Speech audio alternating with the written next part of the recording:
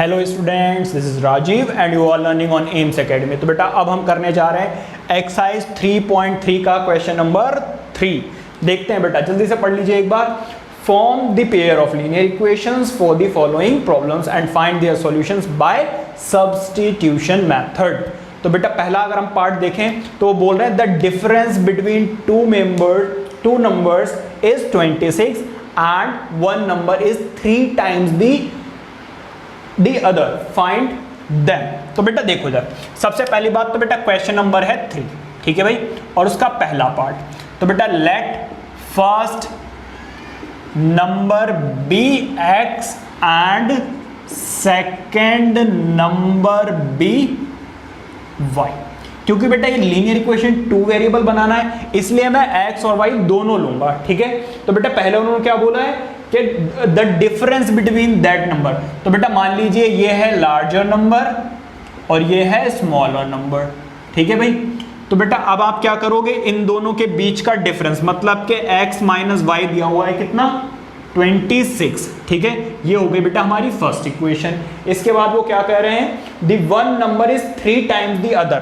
तो बेटा जो पहला नंबर है वो दूसरे नंबर के 3 टाइम्स है। तो बेटा पहला नंबर दूसरे नंबर के 3 टाइम्स है, ये इसकी सेकंड इक्वेशन। अब बेटा देखो सब्स्टिट्यूटिंग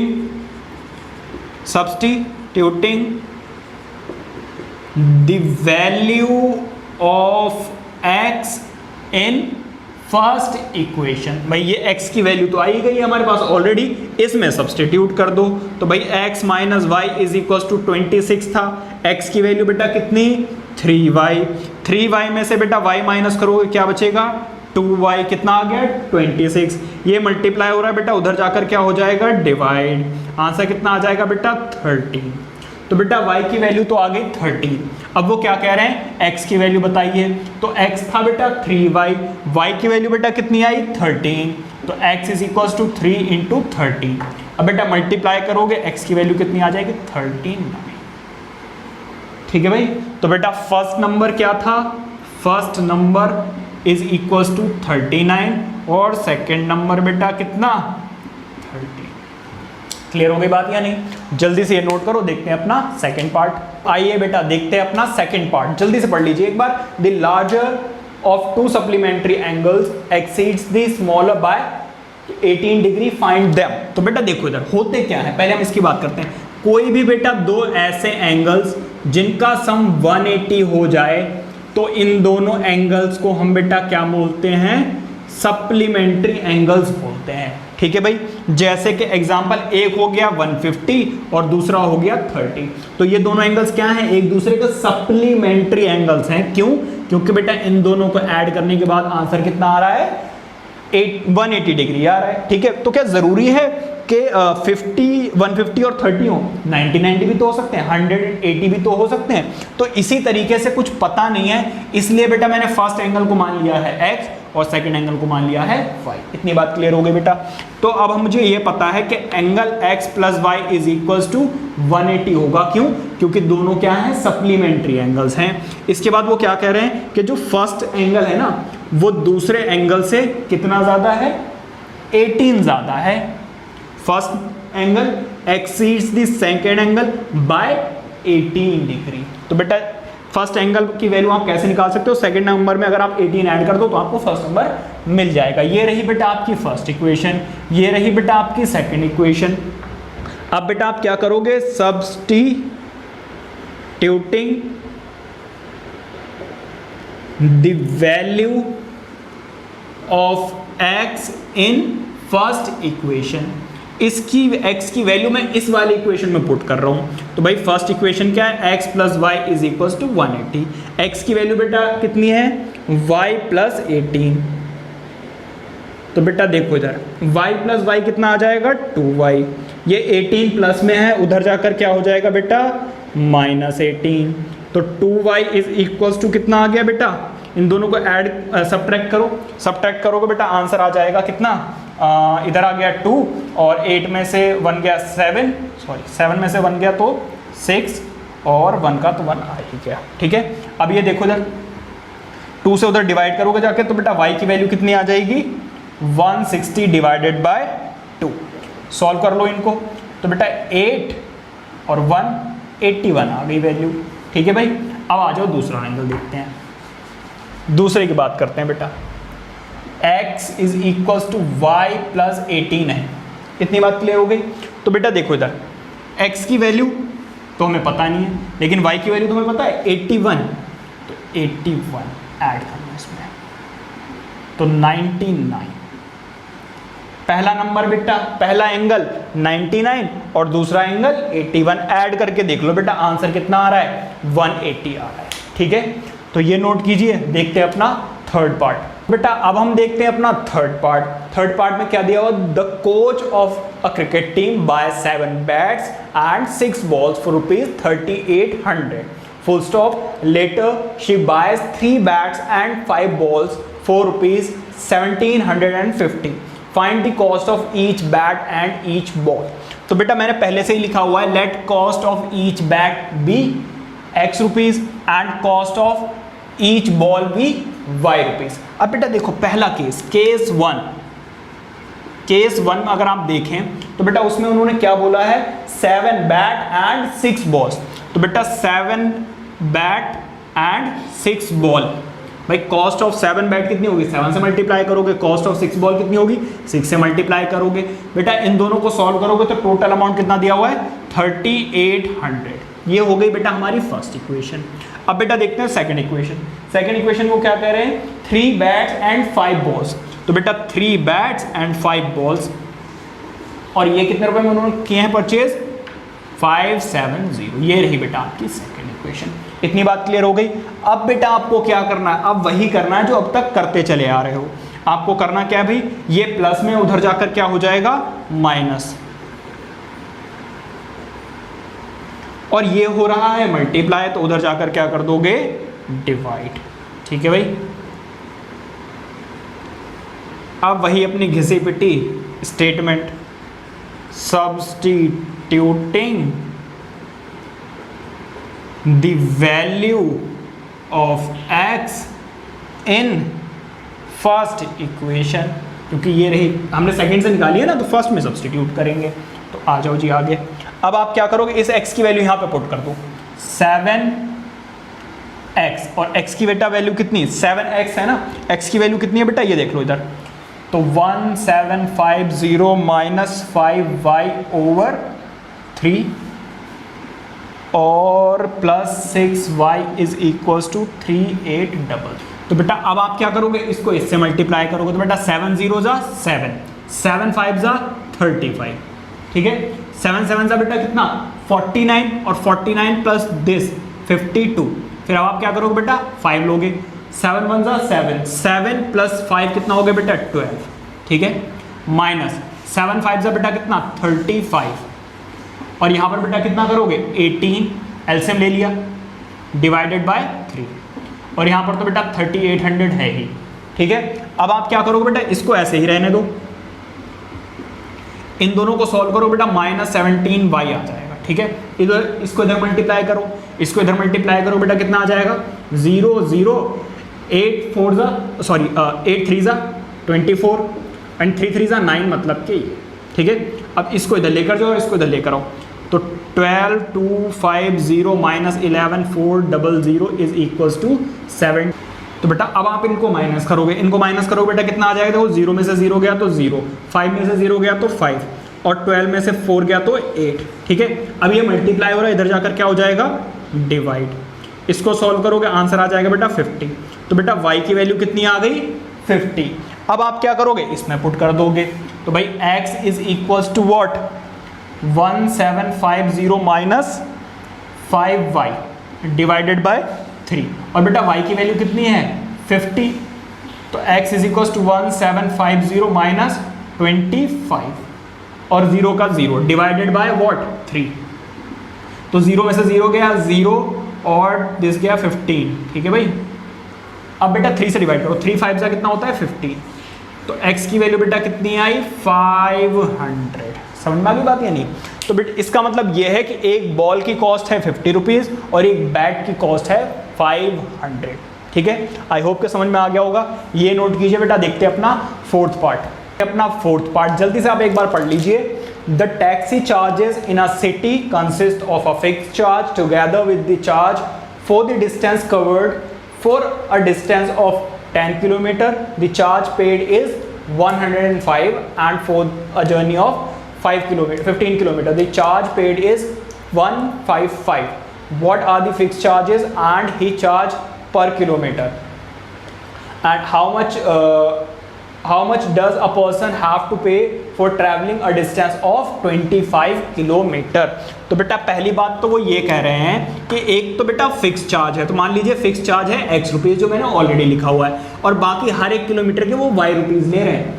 तो बेटा वो 10 किलोमीटर के एक तो ये फिक्स चार्ज लेगा, दूसरा 10 किलोमीटर के चार्जेस लेंगे, और दोनों से के मिलाकर उन्होंने कितने चार्ज किए हैं बेटा 105। तो पहली इक्वेशन तो आ गई बेटा ये, ठीक है।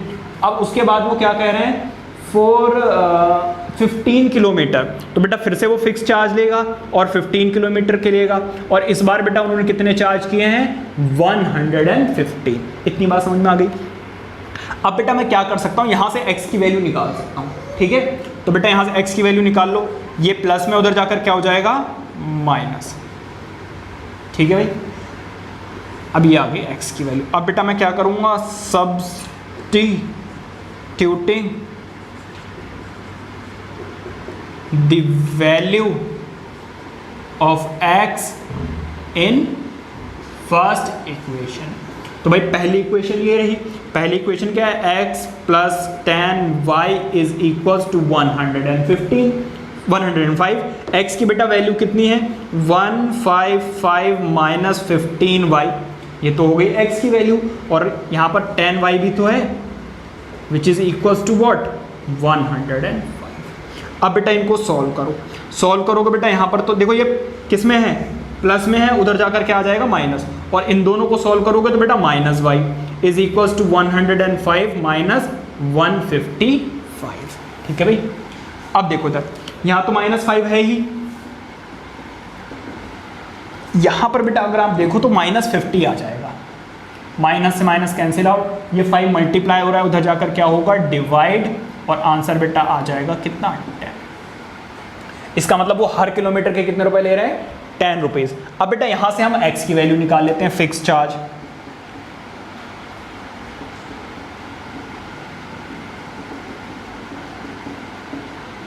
अब देखो इधर ये तो बेटा x की वैल्यू है, अब देखो y की वैल्यू क्या है बेटा, y की वैल्यू है 10, तो ये आ जाएगा 150 में से बेटा 5 माइनस करोगे 115, 5 में से जब आप 150 माइनस करोगे आंसर कितना आएगा 5 आएगा, ठीक है। अब वो क्या कह रहे हैं, वो कह रहे हैं बेटा आप कॉस्ट बताइए फॉर 25 किलोमीटर, तो एक तो वो फिक्स चार्ज लेगा प्लस 25 किलोमीटर के अलग से लेगा, यही तो कॉस्ट निकाल रहे हैं अभी तक हम।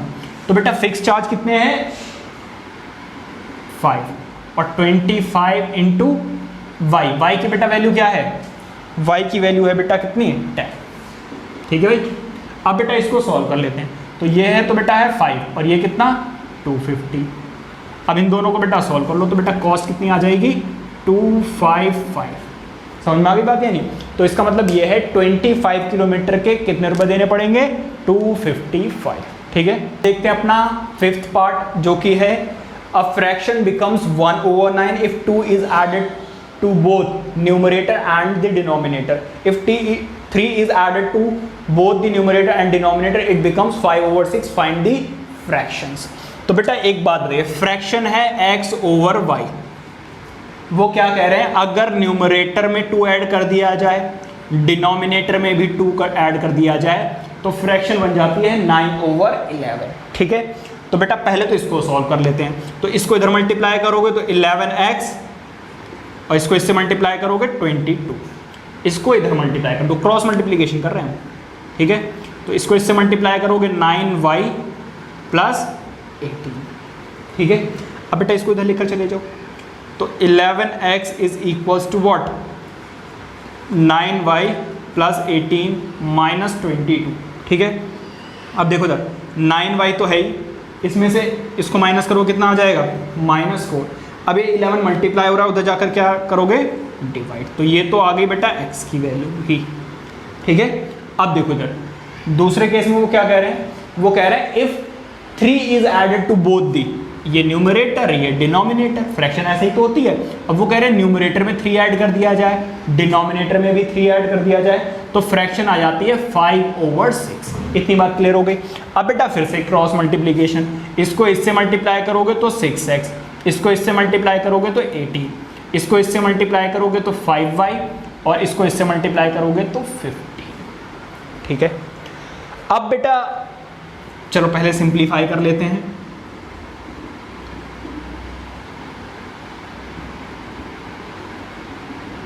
ये प्लस में उधर जाकर माइनस, तो 6x is equals to 5y।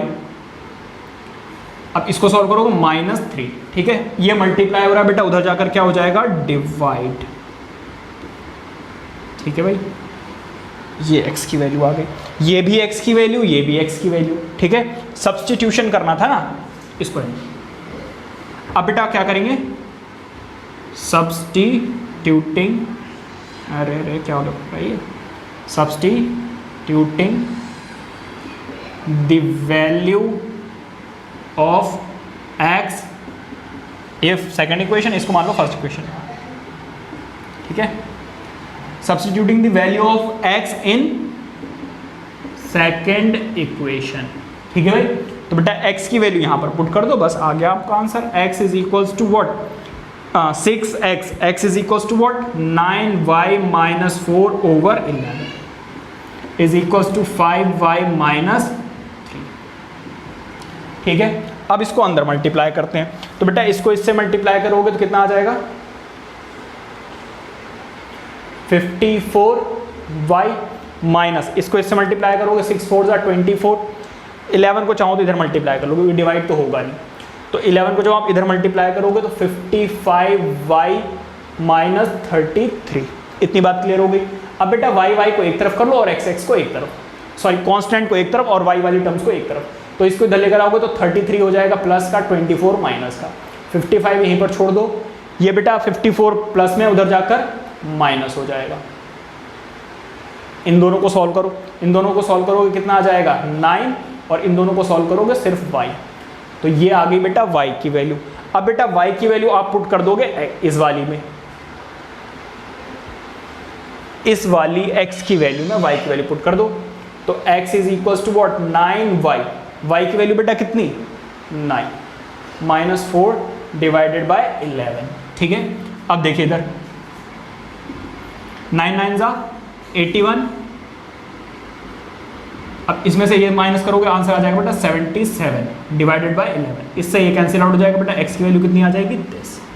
अब वो कह रहे व्हाट वाज द फ्रैक्शन, तो बेटा फ्रैक्शन जो थी, फ्रैक्शन जो थी वो x ओवर y की फॉर्म में थी ना, तो x की वैल्यू बेटा कितनी 7 और y की वैल्यू बेटा कितनी, y is what 9, so this was the fraction. समझ में आ गई बात या नहीं? ये नोट करो बेटा। देखते हैं अपना लास्ट पार्ट, बेटा अपना 6th पार्ट जो कि सबसे ज़्यादा इंपॉर्टेंट है, क्योंकि जो एज वाले क्वेश्चंस होते हैं ना वो हमेशा से ही इंपॉर्टेंट रहे हैं, क्योंकि उसमें स्टेटमेंट बनाने में भी बच्चों को यूजुअली प्रॉब्लम होती है।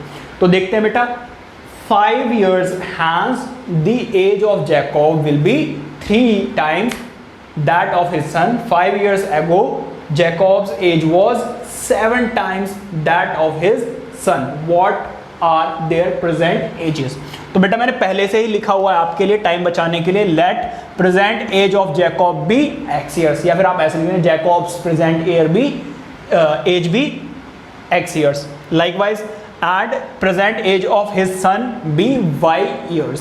अब बेटा देखो दो केस दिए, एक तो दिया हुआ है 5 years hence, मतलब के 5 years hence का मतलब ये है कि अभी से 5 साल के बाद। ठीक है, तो बेटा एक बात बताइए, 5 साल के बाद जैकब की एज कितनी हो जाएगी? ऑब्वियसली इसमें 5 years ऐड कर दीजिए, एंड इसके सन की भी तो बेटा एज इंक्रीज हो जाएगी। कितनी इंक्रीज हो जाएगी? 5 years। दोनों की एज में बेटा 5 years ऐड हो जाएंगे, क्योंकि 5 साल के बाद उनकी एज 5 साल बढ़ जाएगी। और उसके बाद वो क्या कह रहे हैं, the age of Jacob will be 3 times of his son. तो बेटा जो भी आज से 5 साल के बाद, आज से 5 साल के बाद जो भी उसके फादर की एज होगी वो बेटा क्या होगी? 3 times हिज सन। उस वक्त जो उसके सन की एज होगी उसके 3 times। तो बेटा इसको सॉल्व कर लेते हैं। तो x plus y is equal to what 3y plus 15, ठीक है।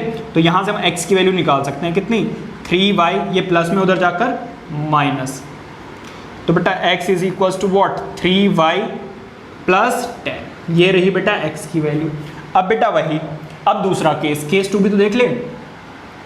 सेकंड केस क्या है बेटा 5 years एगो, 5 साल पहले बेटा उनकी एज क्या रही होगी, 5 साल पहले बेटा 5 साल पहले उनकी 5 years कम रही होगी, इसका मतलब अब आपको माइनस करना है, ठीक है। 5 साल पहले इसकी फादर की भी 5 years कम रही होगी एज और उसके सन की भी, और बेटा 5 years एगो वो क्या था 7 times था, इसलिए मैंने 7 से और मल्टीप्लाई कर दिया, ठीक है। तो 5 years एगो I was 7 times as old as my son, ठीक है। अब देखिए इधर, तो x minus 5 is equal to कितना 7y माइनस 35, ठीक है भाई। अब देखो इधर इसको सॉल्व कर लेते हैं। तो x is equal to what 7y, इसको इधर लेकर जाओगे तो क्या हो जाएगा प्लस का 5, तो मतलब कि x is equal to 7y minus 30, ये रही बेटा इनकी सेकेंड इक्वेशन, ये रही इनकी फर्स्ट इक्वेशन। अब बेटा आप क्या लिखोगे सब्सटीट्यूटिंग ये रही first, substituting the value of x in first equation. तो पहली इक्वेशन बेटा ये रही, तो x is equal to what 3y plus 10 था ना, और x की बेटा वैल्यू कितनी है, x की वैल्यू ये रही कितनी 7y माइनस 30, इतनी बात क्लियर हो गई।